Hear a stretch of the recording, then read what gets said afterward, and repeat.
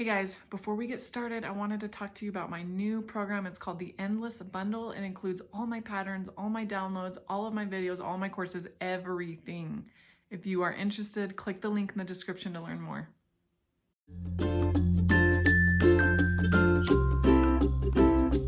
Hello and welcome. Today I'm going to show you how to do surface slip stitching. This is a really cool technique where you can actually crochet along the surface of your project. This is a cowl that I'm working on. I intentionally designed it to have the surface crochet, which is why I left these spaces, but you could work surface crochet on any project that you want. So I have this little sampler here. I actually was trying to decide which texture I liked better. I have this it's called Chroma Twist, and it has a bunch of different colors. This was my original idea. Then I wanted to try out the chunky. You could really see the texture in the stitches. This is called Tough Puff. This is a fur yarn called Fable Fur, and then this is a different nylon wool yarn similar to this one, and it's called Big O. So I tried all these different yarns to see which one I liked for this particular cowl, but I thought that would be the perfect example to show you how to work the surface slip stitch. So I'm going to find a side where I don't have more stitching, and I'm going to show you. I'm going to show you with this big chunky yarn. It's called Tough Puff. I'm using this so that you can see what I'm doing and see my stitches. These yarns are from my favorite online yarn shop called We Crochet. So you're going to start with a slip stitch loop. You don't necessarily have to, but I feel like it helps keep control of your project. And you can see my holes here. And so what I'm going to do is I'm going to go down the first hole and up the next hole.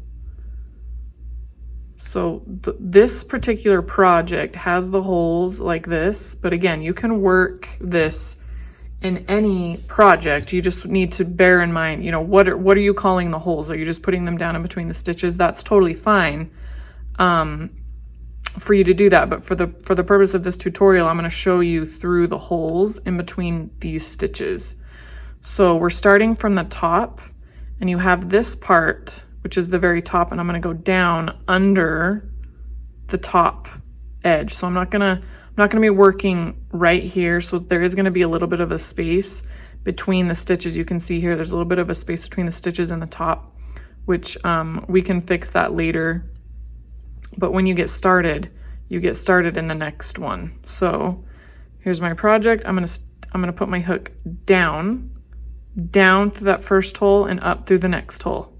So however you're working your project, if you're simply just sticking it down in stitches, that's totally fine, but you're going to stick it down wherever you're going to begin your surface crochet and then up through the next, space of wherever you're going to be working it. And I'm going to put the loop on my hook and I'm going to pull it through. Now, this is where it can kind of get a little confusing. You want to go down wherever your yarn is coming up from. So this project is a little different because normally you'd hold it and be doing rows. This works actually really well if you want to just sit it on your lap, hold your yarn like this, and just kind of let it sit. I'm going to zoom in just a touch so you can see a little bit of what I'm doing a little better. So we have the yarn coming up through this next hole. You're going to go down through that same hole and out through the next hole.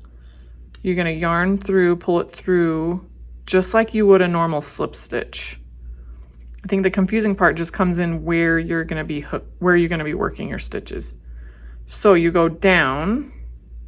So again, where you're putting your stitches is completely different depending on what project you are working on. So for this project, I'm working them through these spaces that I've created.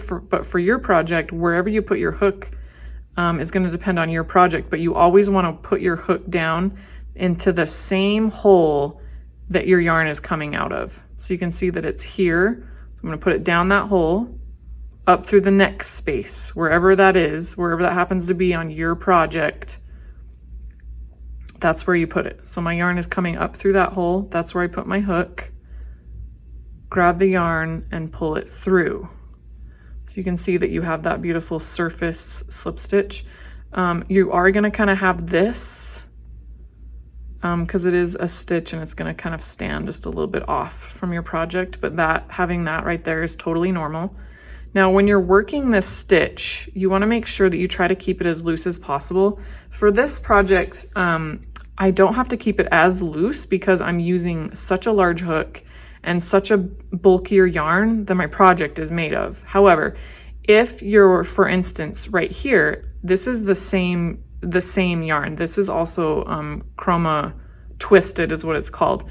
So when I'm working with that, you're gonna need to work way looser. And the way to do this is when you pull it through, give yourself lots of slack so that your yarn is way far away from, your hook is way far away from your project, and then you go down where your yarn is coming up from, up through the next space, and then pull it through. And then every time you work it, give yourself lots of space like that.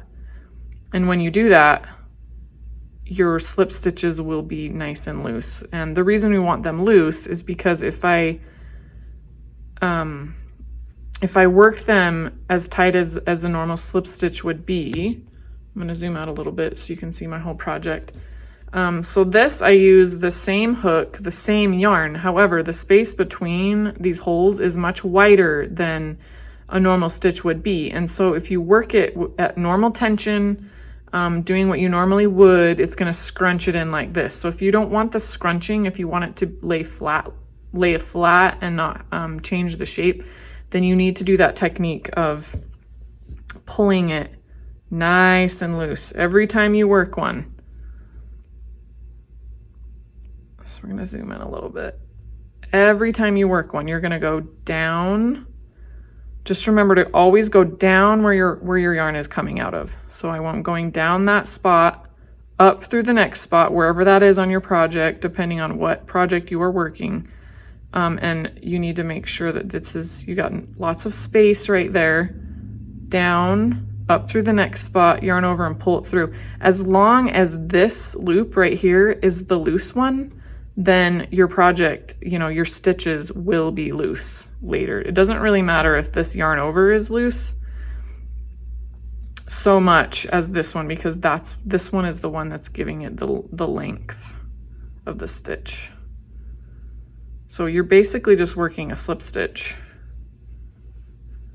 And wow, I got a little off track there. But you can see that it has this really beautiful stitch on the top. And like I said, different stitches will have different textures. There's a link to this project in the description of this video if you want to make this exact cowl. But I wanted to do a sampler just to see how these different yarns look, and it's really interesting how all these different yarns make the cowl completely different. Though the fur obviously gives it a much different look than the stitch definition of a smaller yarn. But yeah, so that is how you work the surface crochet. The main thing to remember is that to keep it loose and always put your hook down where it appears the yarn is coming out of. So that's where you would always start your next stitch. You put it down where the yarn is coming out of, and then up through the next spot that you are, if you're doing a line, you're gonna be doing it down the line. You can also do surface crochet in shapes as well. So you would just be putting the yarn down through the loop where it's coming out of, and then up through the next spot wherever you're trying to take your surface crochet. So I finished my row of surface crochet, and I just wanted to quickly show you how to finish it off. So we've come up to the end, and you have this last hole, and then you have the edge, and you can finish that last stitch just like you normally would, but this time just coming up out of the end. So here's my yarn coming up through this last hole, and then I'm just gonna stick my hook out through the top or the end of whatever project, and then finish that last stitch. And that way it comes all the way to the end. You just pull it through, cut it and pull it through, and then weave that end back in. If you prefer to maybe have the end unworked, you don't like how that wraps around the end, you could just simply finish one stitch early So I've unpulled that last stitch, and then from here, you can pull this through. And then that way it kind of meets the end but doesn't. Yes, but anyway, so you would work it all the way to the end and then pull it through and then weave in your end. So that is how you work the surface slip stitch. I hope you enjoy this new little tip. And the pattern for this particular cowl can be found in the description of this video if you want to make this cozy kind of unique cowl. Thanks so much for watching and happy crocheting!